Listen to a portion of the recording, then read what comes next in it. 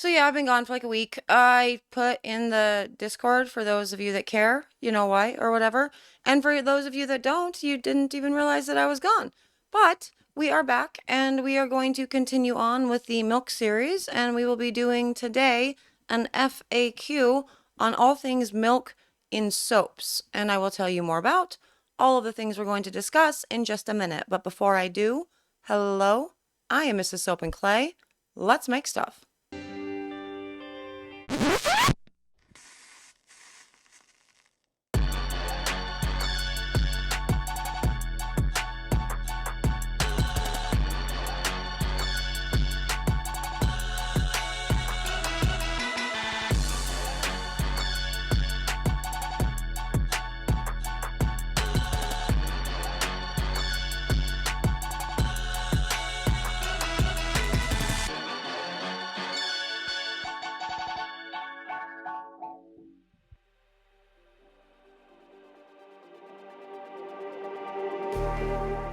How's it going, Sudsers? Welcome back to the channel. You are at Soap and Clay, where we make all the soapy things.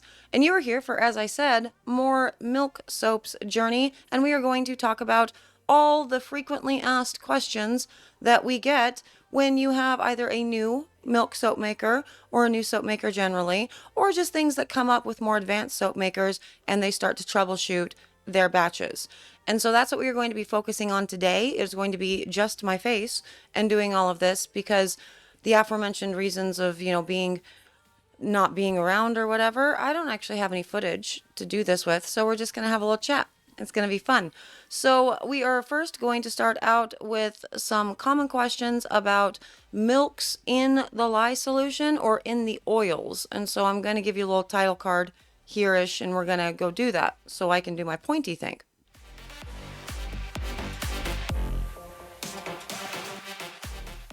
Okay, so first up, where do we put our milks? Well, as you can see with the videos that I've been doing for the soaps themselves, I have been opting to put the milk in the lye solution, and I've used that at 100% replacement of my water in the lye solution. That said, you do not have to only incorporate milks there. So if you're looking at your fresh version or your powdered version of your milks, be they animal fat milks or vegetable milks, you can also incorporate them into your traced soap batter. Now, the benefits for doing that within your cold process recipes is going to be theoretically so all of the milky goodness will exist afterwards. That's probably not going to do anything as far as the application goes, as far as the end result goes. A lot of things that exist within milk will be burned off because of heat, and the things that are going to be burned off because of the reaction with the sodium hydroxide, you might be running into the potentiality that it will exist in the finished product, but maybe not, because trace soap batter, while it is going to be going to, the easiest route so it can become soap, the sodium hydroxide, there is still the potential. Another reason people choose to put their milks in last after their soap batter has traced is especially with complicated pours where you're going to be doing swirls and whatnot, or you need time to color your soap, is going to be just that. It's going to be ensuring that you have plenty of time to color your soaps and all the jazz, get that where you want it before you start your pour. That said, milks can get a little tricky within your trace batters depending on what you're doing. So are you using a water reduction in your lye solution and then adding that at the end? Are you doing extra water, so an increase in water from your original recipe, and incorporating it that way? Are you heating the milks? Are you soaping at room temperature, etc., and so forth? And so there are a lot of factors within that that could lead to either thicker or thinner soap batter, depending on the method that you're using. That's why I like putting it in the lye solution, so I know exactly what I'm working with from the beginning. Another reason why you might want to incorporate this into your actual traced batter as opposed to your lye solution is to avoid the potential scorching. So you can do it either way for sure. Before we get to scorching, I do want to talk a little bit more about the amount of milks that you can use if you're going into the batters, right? So a lot of people, when they make milk soaps, they are probably going to be starting out with a lower water amount within their lye solution because they're going to be adding a whole bunch of water, because that's a lot of what milk is, into their trace soap batter. And so for those reasons, you can only add so much water before it kind of becomes a mess. We have talked about water a lot on the channel. This is a completely arbitrary thing within the soap making world. Remember, you only need as much water as there is lye in order for your saponification to occur. So if you're just doing a 1-to-1 ratio, you are good to go. There is a video that I've done like testing those limits and taking it down like half of the amount of lye, so you can see what happens there, all the things. So that said, above the 1-to-1 ratio, it's kind of fair game. You can use however much or little as you would like. And so doing it that way, and you wanted to increase your water within your soap batter using the milks in, like, let's say 2 times more. And so you'd be soaping at 3 times the amount of water that you would to your lye solution, to your lye. That can get, well, it will help out with a nice thin batter for sure, but it can get weird within the cut. You'll definitely have a softer bar of soap for a while, harder to unmold. You can let it wait a lot longer to cut as opposed to my bars, which were really, really hard and broke my cutters. And also a longer cure time, because remember, it has to lose all of that water weight before it's reasonably ready to go. So increasing it too much within the soap batter portion, putting too much milk in there, can run into those problems. You can also start developing glycerin rivers. Remember, soaps, after you have poured, they continue to heat up. And so that core gets to be around 180 degrees with most soaps, unless you're putting them into a fridge or running a cold fan on them, or intentionally ensuring that you're not getting that heat up in the core. And so with milk soaps, that's even more true. And so if you're dealing with extra water within that ratio, you might have glycerin rivers at the end. So that is something to keep in mind. It will avoid the scorching, however, putting it into your soap batter. Now, let's talk about the scorching for a minute.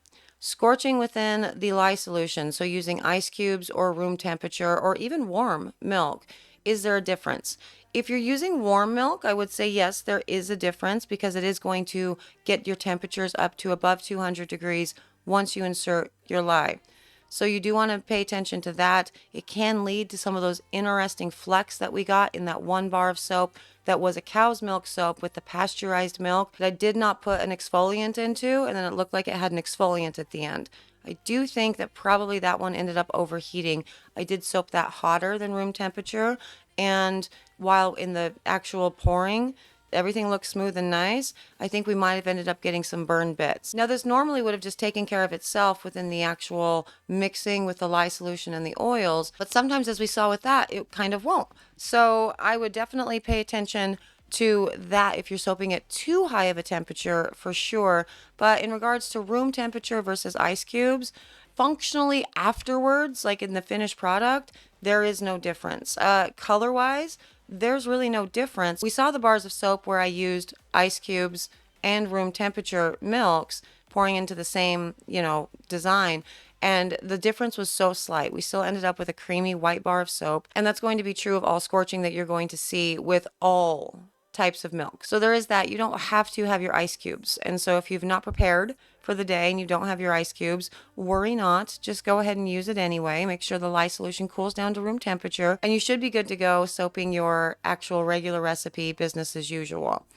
Now, I want to talk to you a little bit about the best type of milk to use for a milk soap. So let's do that next, but probably I'm going to put an info card here anyway, so give me a pause.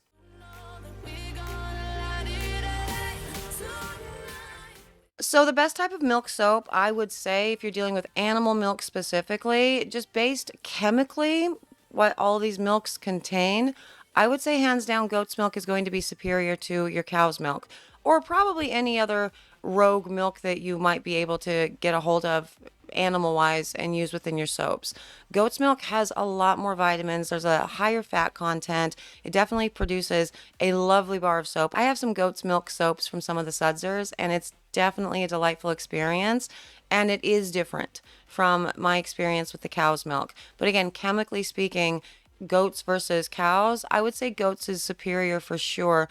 That said, if you're not like a goat's milk soaper, like maker, that's not part of your overall brand, and what you're trying to do with your particular audience, then cow's milk is completely fine. Milk soaps definitely deliver a very nice, beautiful lather, can be used for a lot of different applications, really good for sensitive skin, great for skin care.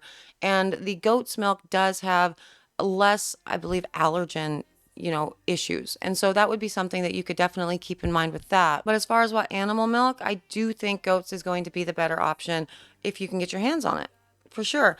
I have never made a goat's milk soap. I have used goat's milk soaps. And again, looking at it chemically, it is definitely superior to cow's. But, obviously do whatever you would like, for sure. Now, when it comes to plant milk soaps, I prefer the oat milk soap far more than the almond or any other plant milk that I've ever played with. And that's going to be true whether I'm using the store-bought version of oat milk or the actual just making an oat milk myself.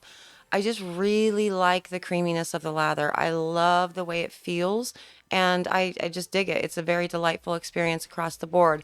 That said, basically all plant milks are going to be created basically equal because you're not getting a ton from the milks into your finished product. And really what we're going to be looking at is the lather. So overall, the lather increase is going to be coming primarily from any sort of carbs, any sugars that you're going to be finding within your milks. And so a milk with a higher sugar content or carb content, the better. But if you really wanted to up that, obviously put some sugar in for sure. That would be great. And yeah, I think the plant milks across the board, they're basically going to perform the same whether you're using an almond or an oat. And I ended up liking the fresh version of the plant milks better than the powdered, but that really could just mean that I'm not using the powdered correctly, or I'm being impatient with making my own almond milks or oat milks from scratch. Or it could just be there's a lot more sugar put into the store-bought versions. So there's that.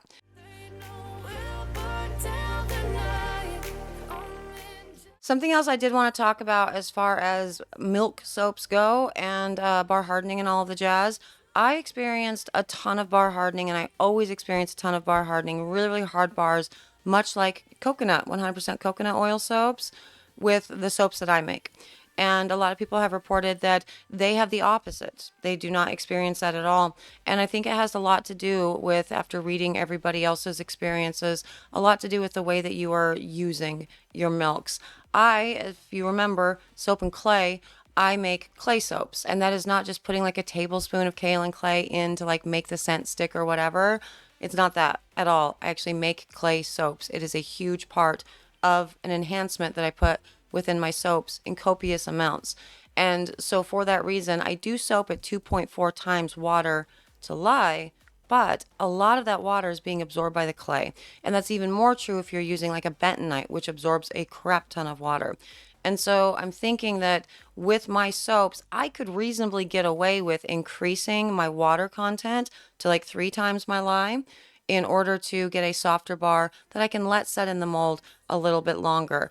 That said, I don't really mind, if I have to unmold my soaps quickly, because that means I get my mold back. So I'm completely fine with using the 2.4 times water to lye.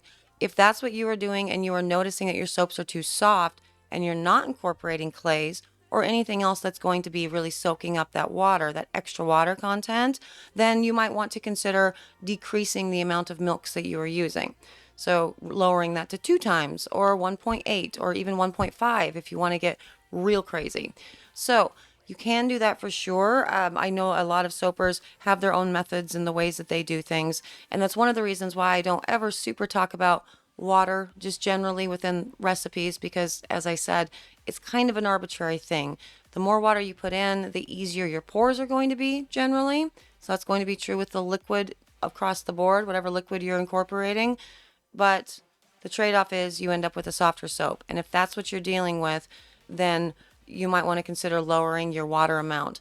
That said, I do find it interesting because we put sodium lactate into our soaps to harden them up. And within milk soaps, especially when you're looking at your cow's milk soaps, right? I mean, we have the salts of, that's what the soaps are. And then we have the lactose. Are we not creating a harder bar just generally? I've never actually put sodium lactate into a milk soap. And so if any of you have, and that's like one of your cool tricks or whatever, and you find that it does make a difference, let us know. If you do find that you do that and you put sodium lactate into your soaps and you end up with weird weeping at the end, also let us know, because that is a sign that the sodium lactate is not needed and it's sort of just being rejected from the soap itself. And so that might be an indication that I'm onto something with this sodium lactate, perhaps, for the hardening. But I don't know. I super don't. Other observations within the milk soaps that we did. I liked them all. I really did love all these tests for sure. We are done with the cold process version of these soaps, and theoretically we're moving on to cosmetics, but not exactly.